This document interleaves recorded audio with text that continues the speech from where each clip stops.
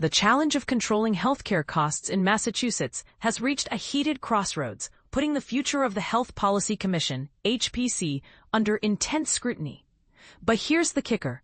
This is happening in a system where the largest entities, both hospitals and health insurers, are nonprofits. How do you rein in costs when the biggest players aren't traditional profit-driven companies?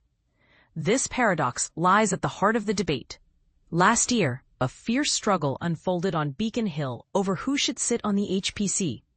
Hospital and biotech lobbyists aggressively pushed to secure seats on the commission, arguing that their first-hand industry knowledge was essential.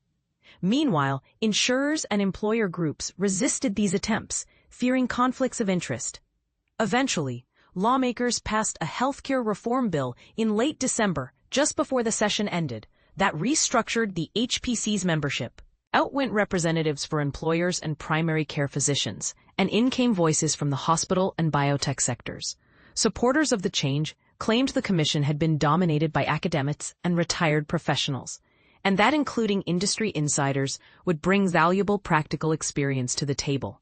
But critics fired back strongly, warning of the classic fox in the henhouse problem. Why entrust price regulation to people whose organizations could directly benefit from higher healthcare costs? It's a question that cuts to the core of the issue and reflects deep mistrust.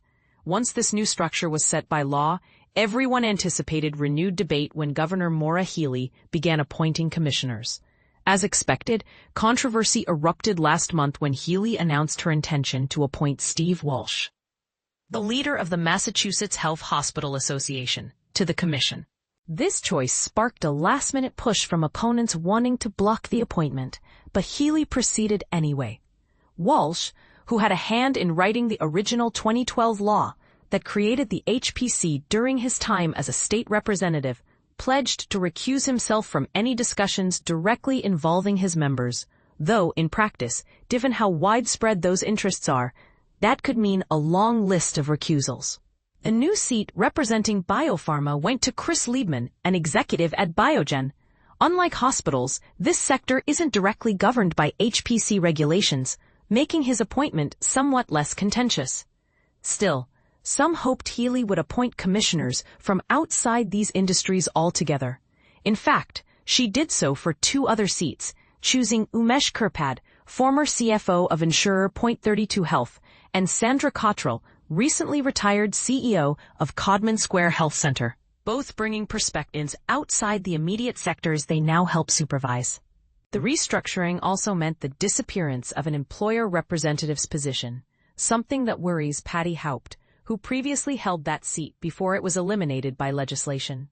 Formerly head of the New England Employee Benefits Council, Haupt fears the voices of the nearly 4 million Massachusetts residents who receive insurance through employers will now be absent. Given how much employers and their employees are increasingly bearing the brunt of rising healthcare costs, their absence from the HPC seems like a significant gap. This revolving door of stakeholders on the HPC frustrates John Hurst, president of the Retailers Association of Massachusetts. He has been vocal about the crushing weight that rising insurance premiums place on small business owners struggling to stay afloat. In his eyes, the HPC hasn't lived up to expectations, especially for mom-and-pop shops hit by double-digit premium hikes year after year. He also points out a glaring weakness. The HPC's penalties are minimal. Only one provider, Mass General Brigham, has ever been required to reduce patient costs under the HPC's Performance Improvement Plan, PIP, despite many exceeding cost benchmarks. And while hospital budgets face some scrutiny, other sectors like pharmaceuticals and medical devices dodge all penalties altogether. So, what tools does the HPC actually have to keep healthcare costs in check? The Commission, staffed with around 65 people, conducts regular analyses to uncover the major cost drivers and issues reports with recommendations. It has rigorous oversight powers, reviewing any large hospital mergers or purchases. If providers or insurers exceed the state's benchmark inflation rate, which currently hovers around 3.6%, the HPC can subject them to a confidential performance improvement plan. Yet, despite these investigations, tangible consequences have been rare and mild. The legislation passed at the end of 2024 did expand the HPC scope slightly. Now, the Commission must analyze drug price impacts more thoroughly, and it has more authority to oversee transactions involving private equity firms or real estate investment trusts. This change was partly spurred by recent controversies like what happened at Steward Healthcare hospitals, as well as the growing involvement of private equity in healthcare, which many worry could prioritize profits over patient care. However, there's still a glaring shortfall. The penalties for ignoring HPC directives remain weak. The maximum fine of $500,000 is negligible for large hospital systems with multi-billion-dollar budgets. Health policy expert Paul Haddis, a former HPC commissioner, now with the Loan Institute think tank, argues this leniency gives providers too much freedom to ignore cost control, undermining the Commission's effectiveness. Complicating matters further, some of the biggest contributors to health costs, like labor expenses, pharmaceutical prices, and medical supplies, aren't directly governed by the HPC's current authority. This regulatory gap continues to hamper efforts to tame runaway healthcare spending. Amid these ongoing challenges, Blue Cross Blue Shield of Massachusetts, the state's largest health insurer, sent a strong message to hospital networks this year. Sarah Iselin, Blue Cross's CEO, made it clear that the insurer takes the state's benchmarks seriously and expects hospitals to do the same in upcoming contract talks.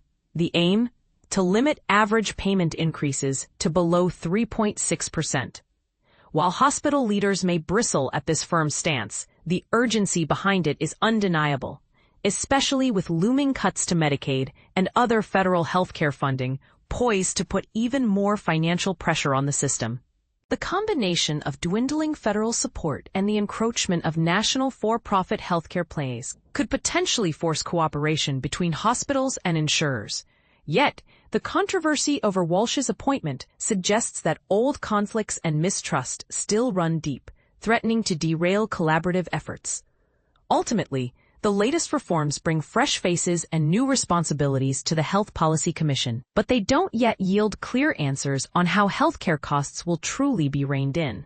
With weak enforcement powers and continued industry influence, the question remains, can the HPC truly fulfill its mission, or will costs continue to spiral unchecked? What do you think? Is appointing industry insiders to regulate costs a necessary step toward realism? Or does it create an unresolvable conflict of interest? Should stronger penalties be imposed to hold providers accountable, or might that backfire? Join the conversation and share your views below.